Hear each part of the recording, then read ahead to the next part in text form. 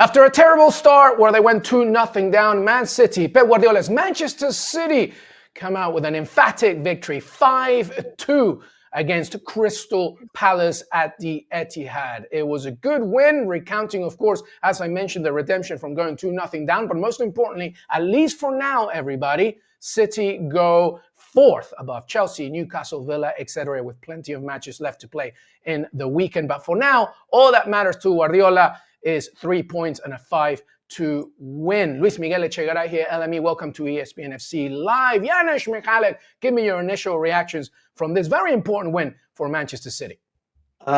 Just a reminder that champions are not dead. And I think in our business, we have to respect the champions because too often we jump quickly.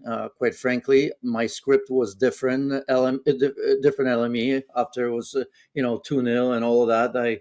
I was thinking, welcome to Europa League, right? But it just goes to show that when you have a coach as good as Pep Guardiola, a player as good as Kevin De Bruyne, nothing's ever over, right? And I think they showed the class, and it was incredible, quite frankly, even though we didn't think so. Yeah, and obviously, 2-0, as everybody knows, is the most dangerous scoreline sometimes, at least psychologically. But City got the job done. Palace scored twice inside the opening 21 minutes, everybody, and they thought they got a third, but it got ruled out for offside, so they missed another chance to go 3-0. And then from that moment, Janusz, Man City were magnificent, I think. Goals from De Bruyne, Marmoush, Kovacic, James McAtee, who probably should have had a hat-trick, and Nico O'Reilly as well. They turned the game around as they win 5-2. Is there anything in particular? Let's begin with that, opener when they went 2-0 down. Because as you mentioned, you thought maybe, oh boy, here we go again. What did you see, at least from that beginning, where you thought, what are you doing, Manchester City? Or rather, Palace, what are you doing that's making it look so good? Yeah, of course. I mean, first you have to start with Palace. You mentioned quickly. I mean, it wasn't, at 2-0 when I saw, what was happening on the right-hand side or left-hand side of Manchester City, Nico O'Reilly, who later obviously showed plenty of character, and that's important to point out for a young player, right? But, between Ismail Azar and Munoz, they were giving him a lesson. One that he took on, and at halftime probably talked to Pep Guardiola. We saw Ruben Dias talk to him, and he rebounded in a fabulous way. So that's also important. But if you talk about Palace and you see that chance that Mateta had at 2-0, and then after that, Eberechi as a disallowed goal, which should, when you look at that, he's looking across the line. There's no way he can even risk that. I know it's small sometimes, and you think you're on when you're off, but you have to take advantage of that, because you can't spot the champions' chances. They're going to take advantage of that. They're going to punish you for that, and they certainly did. So yes, we can talk about Kevin De Bruyne, which I'm sure you're going to be your next question. But I think it just Pep Guardiola showed class, even though in the beginning it made you wonder, right? With that lineup without wingers, where you can literally see players running into each other. You're playing against a Crystal Palace team that has the best defensive record away from home, right? You have so much traffic right in front of that goal, and you're sort of playing, without wingers and a couple of players that are creating even more traffic. So, but, that's Pep, and Pep eventually figures things out. Yeah, eventually figures things out. And as you mentioned, Palace with a great defensive record. In fact, they've also been absolutely killing it, because before this game, they won against Brighton. They drew against Southampton, obviously a disappointing one there. But, in the league, they've been absolutely killing it and at least getting some kind of momentum. So when they went 2-0 up, but you mentioned it rightly, that's when Kevin De Bruyne finally decided to take everything at the wheel. Deichi Kamada with a bit of a silly free kick there, and De Bruyne scores the opener. And then things got into the momentum of things. I thought, Janusz, especially from the second half, what did you make of, I think there was a minutes restrictions for Jean-Philippe Mateta, obviously because of the injury that he suffered, in the FA Cup. But once he took Mateta off, it felt a little bit like you invited Man City to do even more damage, especially in the second half. What did you see more from City, less from Palace as we began the second half, would you say? Yeah, when you finish a half the way Manchester City did, the one thing that you cannot absolutely do is allow City to continue that after the break. And here we were, minute two into the second half, and you have that third goal from Kovacic, which was a great play. I mentioned Nico O'Reilly; he was very much involved with that, and Kevin De Bruyne as well. And from then on, I had zero doubt that City are going to go on and win that game rather easily. And I don't think it would have made a difference if Mateta was on the pitch or not. That game belonged to Manchester City. Once again, as I said, once given a chance, they're not going to give that away. And it was superb. And Kevin De Bruyne showed that perhaps Manchester City are making a mistake in letting him go. Right? Because we were waiting for that.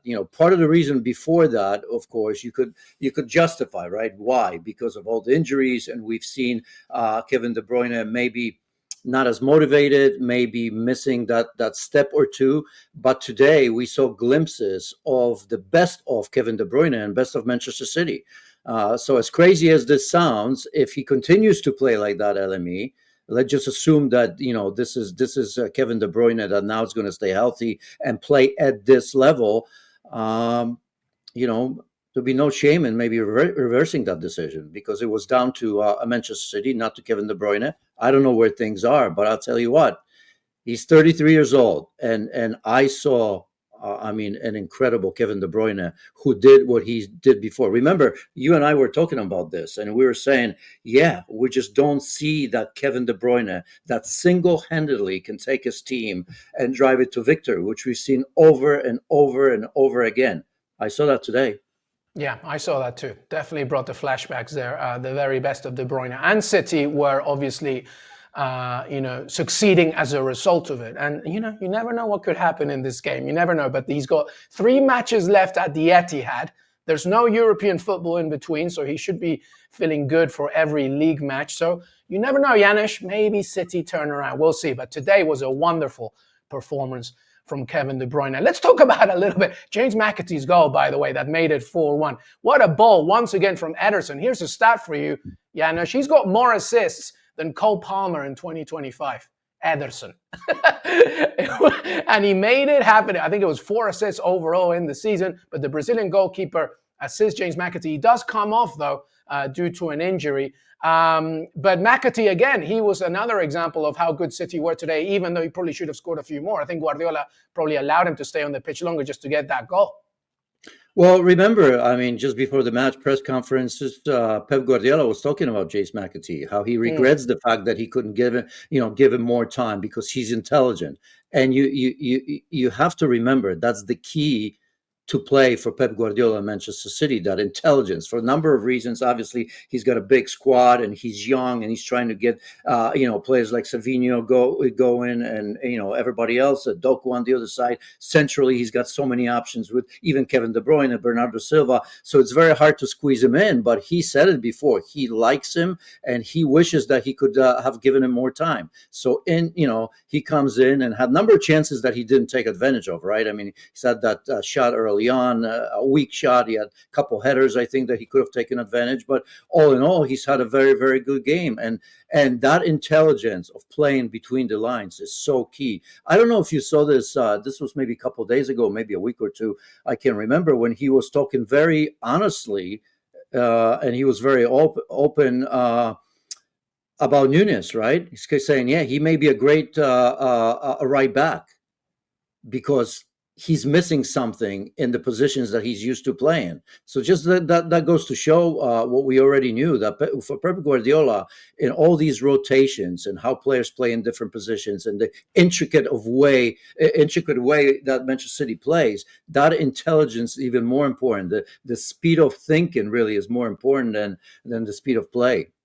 Yeah, and as you mentioned, it was if anything, a very good collective performance from City. As I mentioned at the beginning, they're now in the top 4, obviously temporarily at least, due to Newcastle, Chelsea, and others playing later today. But they've got a few matches remaining. Everton is next up, then it's Villa, Janusz, and then it's the semi-finals against Forest in the FA Cup. Then it's at home to Wolves and Southampton and Bournemouth, and then Fulham. So, we don't have to go through every game here, but my question is, because of the tight race, do you see Man City perhaps even overtaking Forest? How do you see them? Champions League football, do you feel confident about it? Yeah, we've talked about it. I've always seen Mm. Manchester City in the top five now. I've seen them in the top four as well. There's just way too much talent, and we've just been missing these sort of games from Manchester City, of course. So they've had a number of injuries, and this is.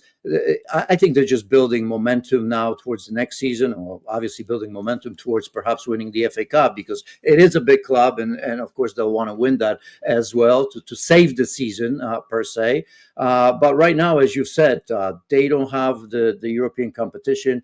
Pep Guardiola gets time with some of the young players or some of the future players that he sees to bring Manchester City back to the glory days, and that's going to pay dividends. I think once again that Manchester City, and by the way, I'm not just getting excited about this one game, because it is one game, and our conversation would have been much different had that third goal stood, and the chances they had a little bit earlier, and I don't think I'd be saying the same thing.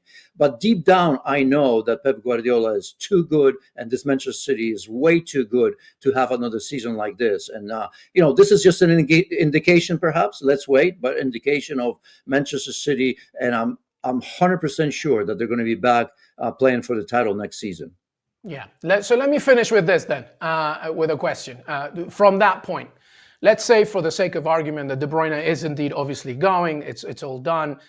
What player or players do you think they need to aggressively go after this summer in order to at least help what you just mentioned, the return of Pep Guardiola and Manchester City into the fight? What do you think they need this summer? Perhaps you have somebody in mind, perhaps you don't. But now that De Bruyne, let's say for the sake of argument, he is going, he's done, that's a key leader, a key architect.